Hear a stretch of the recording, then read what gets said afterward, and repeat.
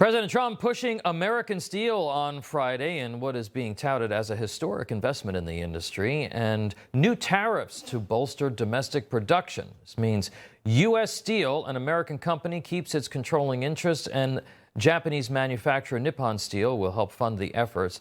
With us now is Drew Greenblatt. He is the CEO of Marlin Steel, and John Lonski. He's a financial markets economist and the president of the Lonski Group. Mr. Greenblatt, it is good to see you. Thank you very much for being with us.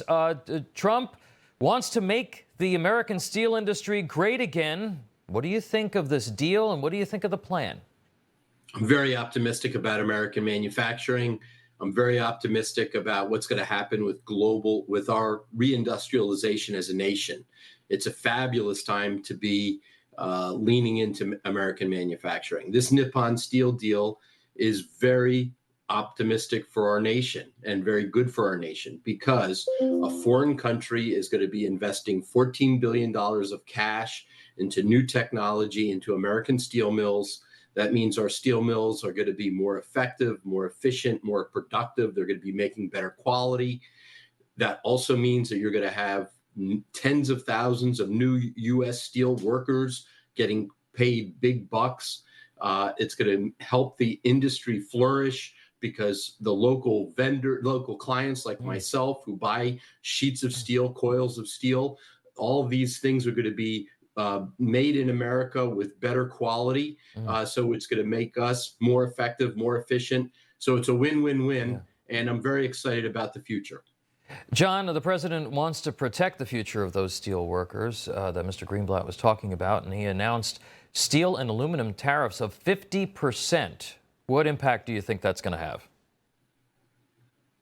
Well, it means higher prices for products that use aluminum and steel. So that can of beer may be a little bit more expensive because of this latest jump in the tariff placed on aluminum from 25% to 50%. The problem with using tariffs as an incentive to expand a U.S. manufacturing capacity, would be that not only does it put higher prices on final products, but there's no guarantee that this 50% tariff or even 25% tariff will remain in effect once, say, the Democrats return to the presidency of the United States. Those tariffs can be turned back. Right. And another problem we're having right now with U.S. industry in general is that we are getting so many twists and turns with tariff policy, not only because of Trump, but also because of the intervention of the courts that have, at one time temporarily turned back these tariffs. Right. That business leaders can't plan. They don't know really what they should be doing in terms of investment spending and in terms of hiring activity. Yeah. Mr. Greenblatt, the president wasn't happy that the Japanese company was trying to buy U.S. Steel initially. Take a listen to this. I have to tell you about Nippon. They kept asking me over, and I kept rejecting. Every time they came in, the deal got better and better and better for the workers, because I didn't give a damn about anybody else, if you want to know the truth. So, but to John's point, though, about this, this is a realignment, really, because we are sourcing a lot of steel overseas. This is going to take some time. He's trying to use the tariffs as a leverage point to ensure that we have more domestic production here. How long do you think it will take to modernize the industry and to sort of spin up this additional capacity? It's going to take some time to reinvest and then see the benefits of those pieces of technology really starting to hum. The big picture is that there's incredible optimism in American manufacturing. We have a lot of easy planning accomplished. We know there's going to be huge tax cuts coming our way.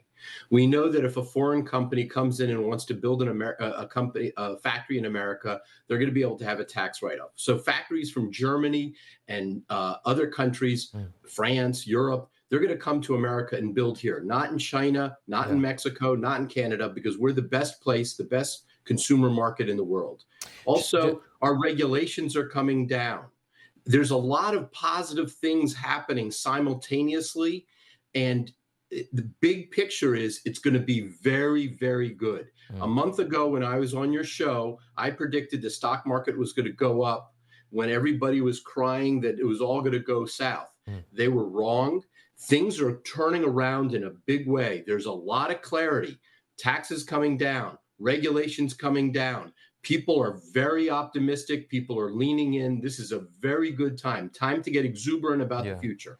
John, I only have about 15 seconds. I mean, what Mr. Greenblatt is saying is, yeah, the president is really trying to realign our economy. That's going to take some time.